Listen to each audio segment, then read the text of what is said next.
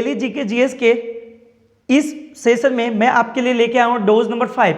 Dose number 1, 2, 3, 4 आपको मिल जाएंगे playlist में। फिजिक्स का प्लेलिस्ट मैंने बना रखा है, वहाँ से जाके देखिए। मैं आपको सिर्फ क्वेश्चन ही नहीं करवाता, ठीक है, उसका आंसर ही नहीं बताता, उसको अटेम्प्ट करने का सही तरीका भी बताता हूँ, ताकि उससे रिलेटेड कोई भी क्वेश्चन, कोई भी न्यूमेरिकल्स आपका ना छूटे। तो चलिए शुरू करते हैं, देखते हैं पहला क्वेश्चन इस डोज नंबर 5 में क्या पूछ रहा है। सबसे पहला क्वेश्चन है आपके लिए, प्रत्येक क्रिया के बराबर व विपरीत दिशा में एक प्रतिक्रिया होती है। यह है, मतलब ये क्या है, ठीक है, ये क्या है, ये रहा ऑप्शन आपके पास। तो देखिए पहला ऑप्शन क्या है, न्यूटन का गति विषयक प्रथम नियम, न्यूटन का गति विषयक द्वितीय नियम, या न्यूटन का गति विषयक तृतीय नियम, या फिर उपरोक्त में से कोई नहीं। तो देखिए आपको क्या बोला है कि प्रत्येक क्रिया के बराबर और विपरीत क्या होता है, प्रतिक्रिया होता है। तो ये न्यूटन का तो गति नियम है, लेकिन कौन सा है, तीसरा है। कौन सा गति नियम है, ये तीसरा गति नियम है। तो आपका राइट आंसर भी यहाँ पे क्या होना चाहिए, आपका राइट आंसर होना चाहिए ये वाला तीसरा, ठीक है। चलिए इसको टिक करते हैं, तो इसको टिक कीजिए।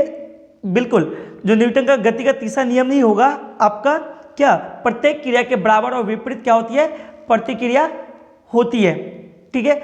अच्छा, यहाँ पर मैं आपको एक चीज बता दूं, आपको पता होना चाहिए कि जो न्यूटन का गति का जो थर्ड लॉ है ना, न्यूटन का गति का जो थर्ड लॉ है, इसी से आपका क्या मिलता है, संवेग संरक्षण का सिद्धांत। संवेग संरक्षण का सिद्धांत ये तो आपको पता ही होगा, लेकिन मैं आपको एक अनोखी बात बताता हूं यहाँ पे।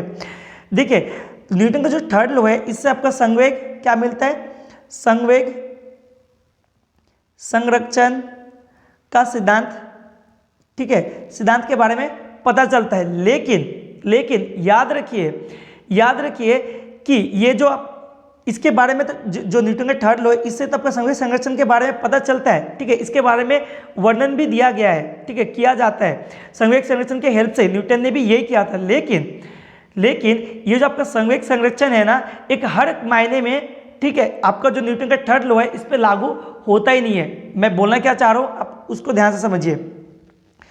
जो संवेग संरक्षण का नियम है, ये क्या है, आपका एक बहुत ही विस्तृत, ठीक है, एक मूलभूत सिद्धांत है। ये जो संवेग संरक्षण है, एक क्या है, मूलभूत सिद्धांत है।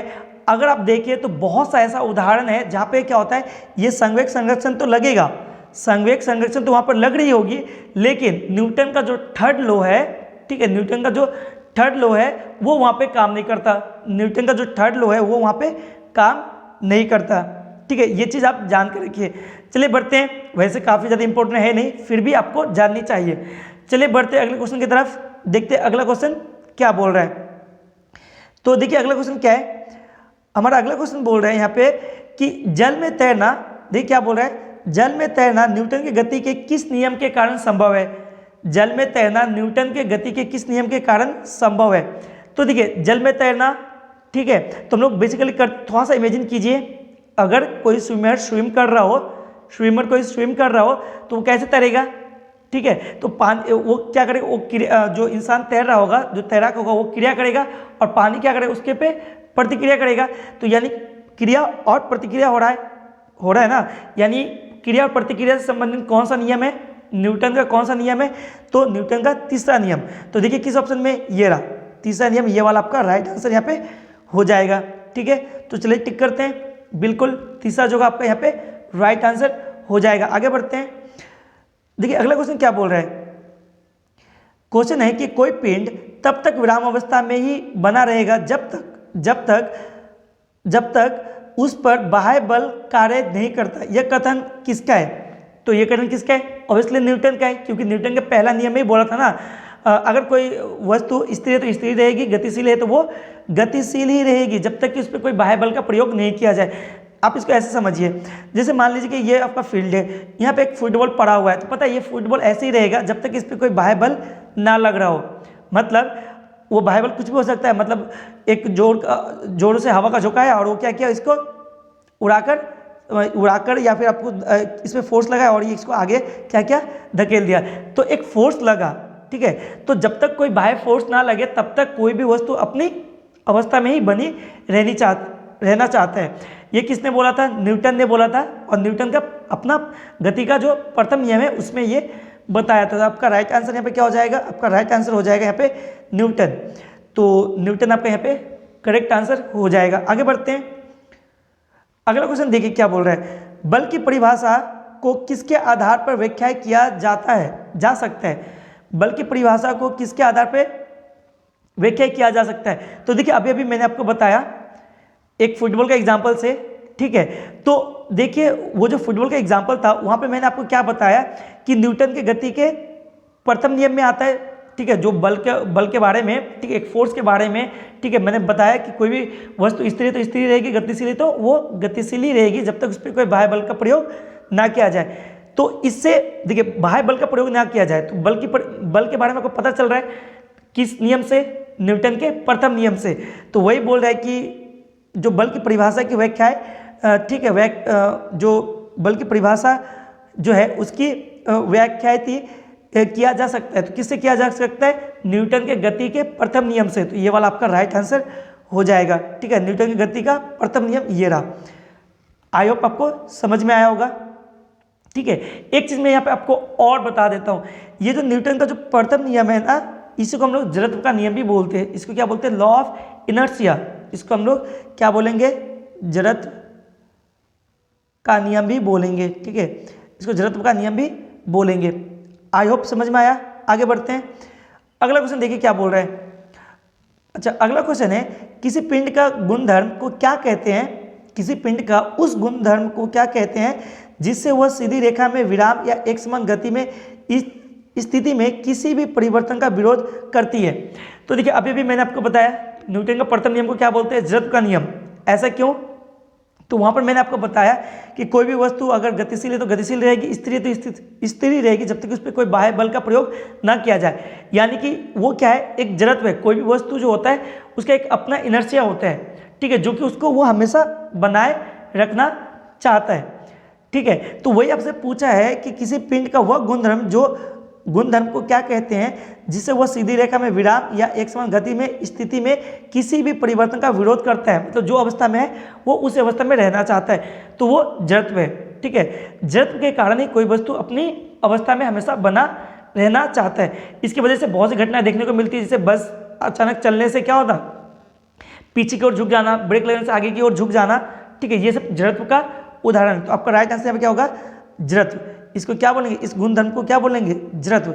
जड़त्व आपका क्या हो जाएगा, राइट आंसर हो जाएगा। आई होप आपको समझ में आया।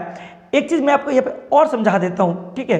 देखिए कि जो किसी वस्तु का जो मास होता है ना, किसी वस्तु का जो मास होगा वही उसका जड़त्व का माप होगा। किसी वस्तु का, किसी मान लेते ये एक ऑब्जेक्ट है, इसका जो इनर्शिया होगा यानी कि आपका जड़त्व कितना होगा, जड़त्व कितना होगा ये डिपेंड करता है इसका मास कितना होगा, डिपेंड करता है कि इसका मास कितना होगा।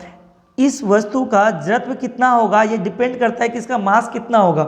ऐसा मैं क्यों बोल रहा हूँ, क्योंकि किसी वस्तु का जो मास होता है ना, जितना अधिक होगा उसके अवस्था में परिवर्तन करने के लिए बल भी उतना ही ज़्यादा लगाना पड़ेगा। एक ऑब्जेक्ट मान लेते इसका मास जो है इसका कम है और इसका जो है ज़्यादा है, तो इसका जो अवस्था है इसके अवस्था में परिवर्तन करने के लिए आपको बल भी ज़्यादा लगाना पड़ेगा, जबकि इसके अवस्था में परिवर्तन करने के लिए आपको बल कम लगाना पड़ेगा। इसलिए बोला जाता है तो किसी वस्तु का जड़त्व उसके मास का ही माप होता है। आई होप समझ में आया। आगे बढ़ते हैं, देखिए अगला क्वेश्चन क्या बोल रहे हैं। अगला क्वेश्चन है, न्यूटन के पहले नियम को भी कहते हैं, मैंने तो आपको बताया न्यूटन के पहले नियम को भी कहते हैं, क्या कहते हैं, तो जड़त्व का नियम।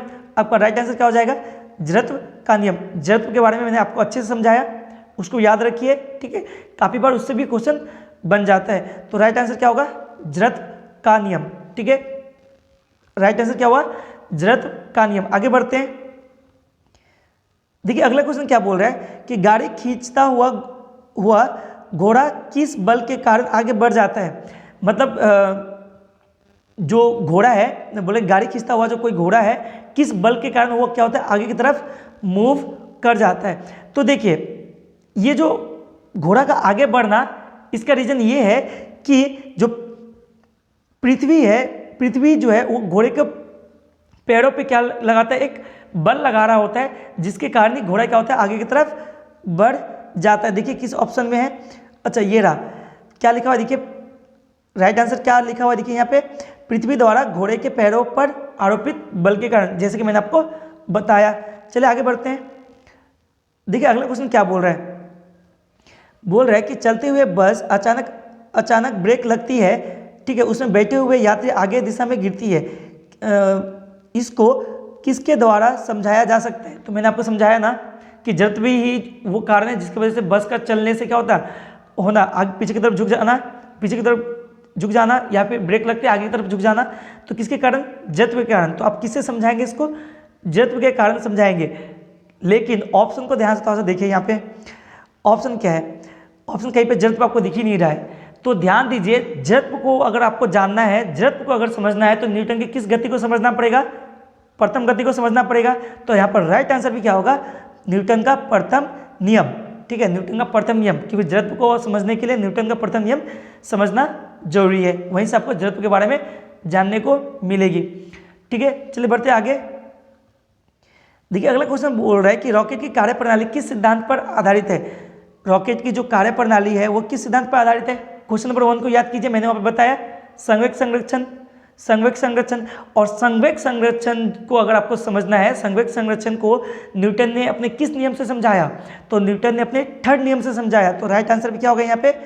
तीसरा नियम, न्यूटन का तीसरा नियम। देखिए कहाँ पे है, अच्छा ये रहा न्यूटन का, सॉरी ये रहा, मैंने गलती से इसको टिक कर दिया, तीसरा नियम बोल रहा था लेकिन गलती से मैंने दूसरे को टिक कर दिया, तो ये वाला तीसरा नियम आपका राइट आंसर हो जाएगा। ठीक है, चलिए बढ़ते हैं आगे। ठीक है, अगले क्वेश्चन को देखते हैं। तो देखिए अगला क्वेश्चन क्या है, अगला क्वेश्चन है, ये भी काफ़ी अच्छा क्वेश्चन है। बोले अश्व यदि एकाएक चलना प्रारंभ कर दे तो अश्वारोही के गिरने की आशंका का कारण क्या है? मतलब क्या, कोई इंसान, समझिए कि कोई एक इंसान है, ठीक है, कोई एक इंसान है, ठीक, वो क्या है, वो बैठा हुआ है घोड़े के ऊपर, तो ये अचानक से क्या होता है, ये अचानक से जब घोड़ा चलना स्टार्ट होता है तो ये क्या करता है, ये जो अश्वारोही है इसको गिरने का चांसेस बढ़ जाता है। ऐसा क्यों होता है?